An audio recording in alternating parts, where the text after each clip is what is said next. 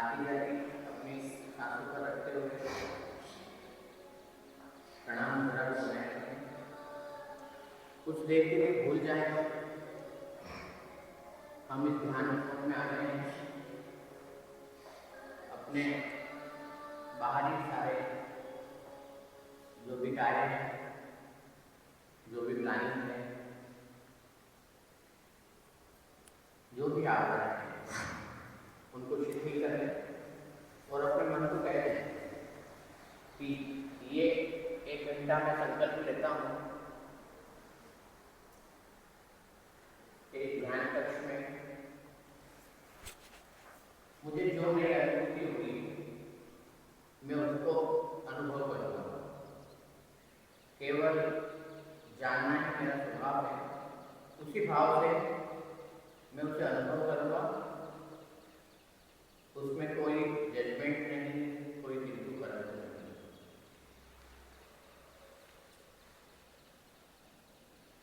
मैं प्रणाम करूँगा सर्वप्रथम अरिहंतों को, पितरों को, आचार्यों को, उपाध्यायों को, सर्वसाधुओं को, जो भी भगवान को, और आप घर में बैठे उसे धारणा को मैं धन्यवाद करना चाहता हूँ जैन साइंस सेंटर की टीम को, जिसने नींव से लेके इस सुंदर ध्यान उपवन को बनाने का प्रयास किया, उसे मूर्त रूप दिया और हमें आमंत्रित किया कि हम अपनी बात आपके साथ शेयर कर सकें।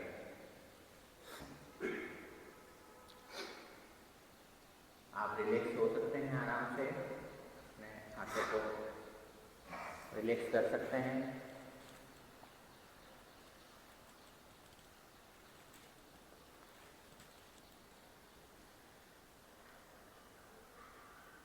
ये जो हमारी यात्रा है, अहम से अरहम की यात्रा है।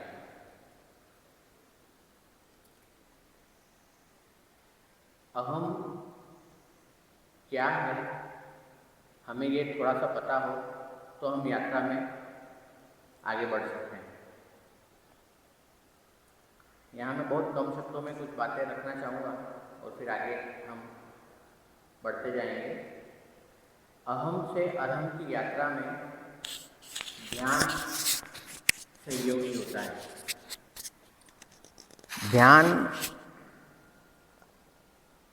की अनेक विधियां हैं, क्योंकि मनुष्य चेतना के चित्त भी अनेक हैं। जितने चित्त उतनी विधियां। हम इस ध्यान उपवन में कई विधियों से गुजरेंगे। इस यात्रा में आप सभी विधियों से गुजरते हुए स्वयं को उसमें समर्पित करिएगा। इस संकल्प के साथ हम आज आगे बढ़ेंगे।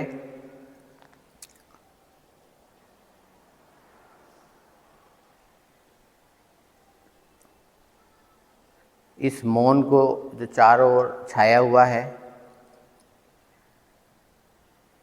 इसके प्रति सजग होते हुए हम आज की इस यात्रा में प्रवेश करते हैं।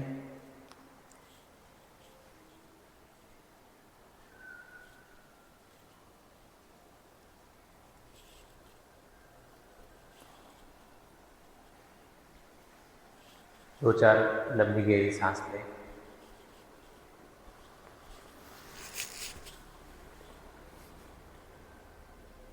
दोनों हाथों को आपस में रगड़ें, बहुत प्यार से अपने चेहरे पर लगाएं।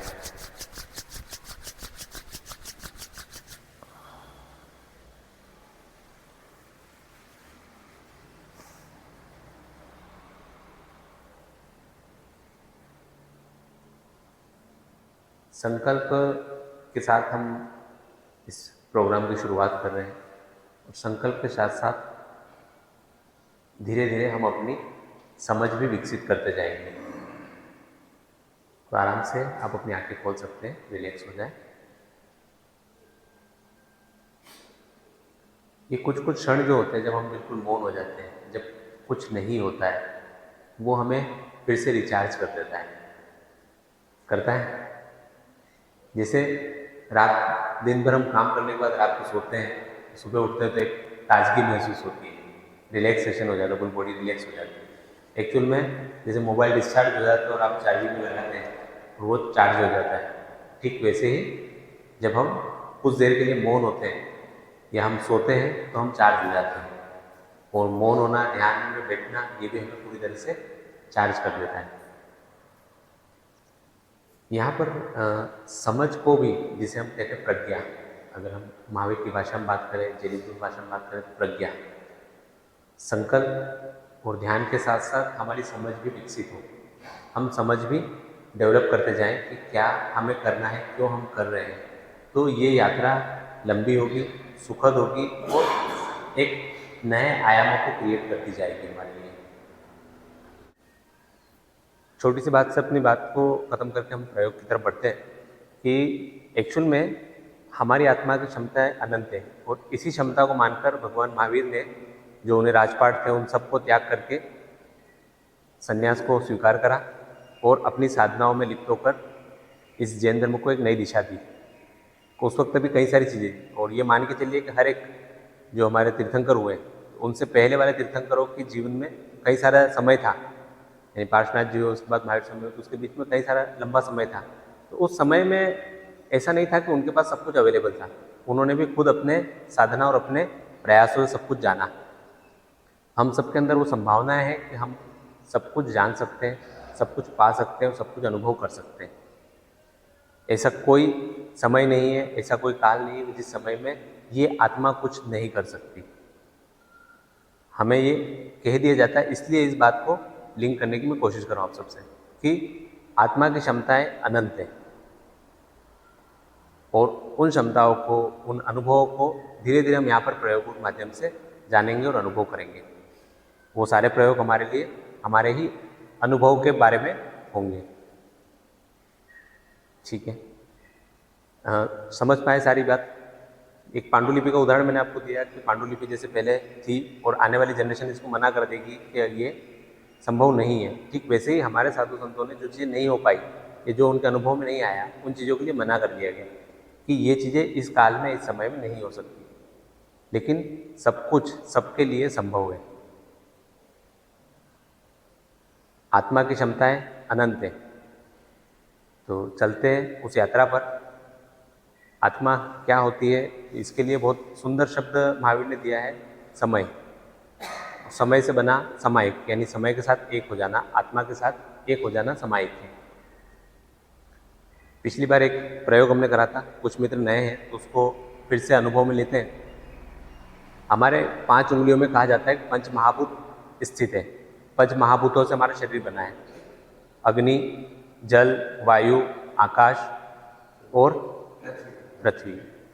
तो जब 5 महाभूतों से हमारा शरीर बना है तो उनका स्थान उंगलियों में कहाँ पर है? जो अंगूठा है हमारा, वो अग्नि का केंद्र है। अंगूठा हमारा अग्नि का केंद्र है। जो लिटिल फिंगर होती है, सबसे छोटी वाली फिंगर, इसको जल तत्व का केंद्र कहते हैं। इसके बाद वाली जो फिंगर है इसे पृथ्वी तत्व। जो बड़ी फिंगर जिसे कहा जाता है वो है आकाश तत्व। और इंडेक्स फिंगर यानी फर्स्ट फिंगर जो है वो है वायु तत्व। ठीक है, इसका उपयोग हमारे लिए क्या है? इन पंच महाभूतों के डिसबैलेंसिंग से शरीर में कई तरह के रोग होते हैं और पंच महाभूतों को संतुलित करके हम अपने रोगों को भी ठीक कर सकते हैं, हमारी अलग अलग संभावनाओं को भी पा सकते हैं। पृथ्वी से हम जुड़े हुए हैं और इसी फिंगर को कहते हैं कि ये हमारे हृदय से जुड़ी होती है। शादी से पहले जो सगाई की अंगूठी पहनाई जाती है वो भी इसी फिंगर में पहनाई जाती है ताकि संबंध लंबा रहे। और परमात्मा की जब हम पूजा कर रहे हैं, जो केशर पूजा करते हैं, 9 अंग की पूजा हम करते हैं, वो भी इसी फिंगर से करते हैं ताकि वो जो संबंध बने वो गहरा हो। लेकिन पूजा के लिए जो स्थिति हमारी हो गई वो हम यंत्रवत जाते हैं, मशीन के जैसे जाते हैं, फटाफट जहाँ जहाँ बिंदी लगाई, वो आँखों से आँखें भी नहीं मिली और वापिस आ गए। तो वो मशीनवत हम नहीं हो और बहुत भाव से हम हमारी पूजा और हमारी साधनाओं में उतरे। ये विज्ञान है एक्चुअली। कि हम इन इसी फिंगर से क्यों करते पूजा। ये विज्ञान हम जानते जाएंगे, धीरे धीरे से कई सारे प्रयोग करेंगे। अभी हम चलते प्राणायाम की तरफ। प्राणायाम से शुरुआत करते हैं। सबसे पहले लास्ट के दोनों फिंगर को अंगूठे से मिलाएं। इसे प्राण मुद्रा कहते हैं। प्राण मुद्रा के लिए कहा जाता है कि निकलते हुए प्राण पे अगर ये मुद्रा लगा रही तो हो सकता है रुक जाएंगे। ठीक है, सुखासन में आप ये लगा ले मुद्रा, कंफर्टेबल बैठ जाए, कमर सीधी, लास्ट के दोनों फिंगर, लास्ट के दोनों फिंगर। कपालभाति लगभग शायद सभी जानते होंगे। कपालभाति में मुंह बंद होता है, नाक से सांस बाहर फेंकते हैं और पेट को थोड़ा सा झटका देते हैं। जिन्हें हार्ट की कोई प्रॉब्लम है वो हल्का झटका दे, सिर्फ नाक से सांस फेंकने पर ध्यान दें। शुरू करते हैं।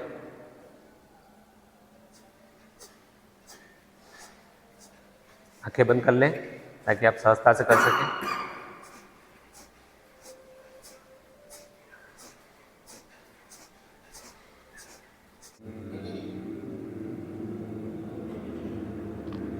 शुरू करें।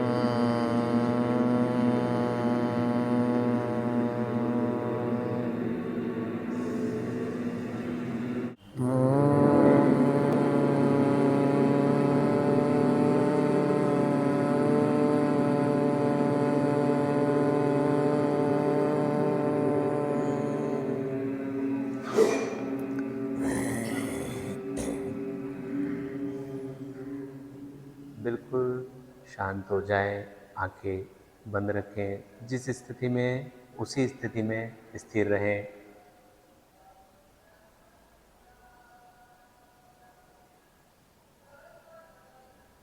बिल्कुल मूर्तिवत हो जाए।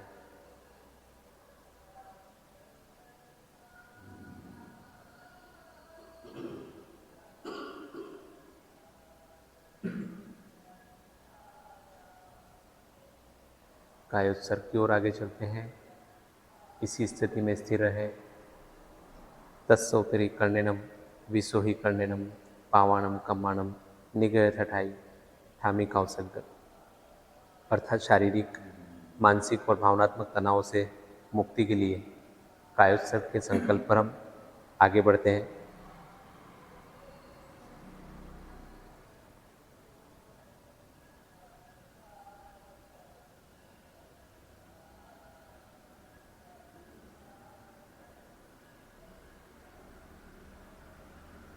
मैं शरीर नहीं हूँ।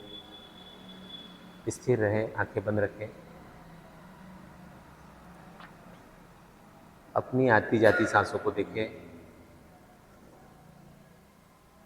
ये सांसें ब्रिज है हमारे शरीर और आत्मा के बीच में। हमारी सांसें हमारे शरीर और आत्मा के बीच में ब्रिज का काम करती, पुल का काम करती है। सांसों को देखते जाएं, सांस आ रही है, सांस जा रही है, और धीरे धीरे सांसों को भी शिथिल छोड़ते जाएं।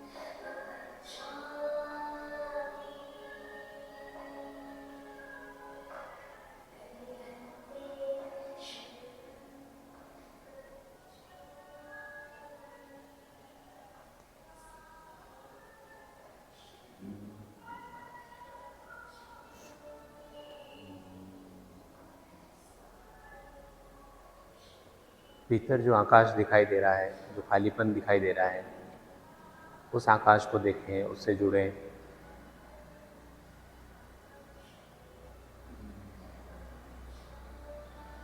अपने निराकार स्वरूप को जानें।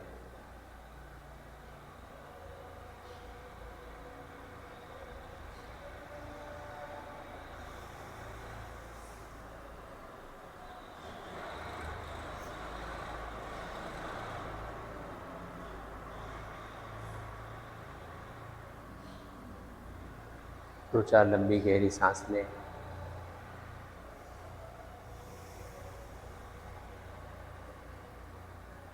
दो चार लंबी गहरी सांस लें। दोनों हाथों को जोड़ लें आपस में।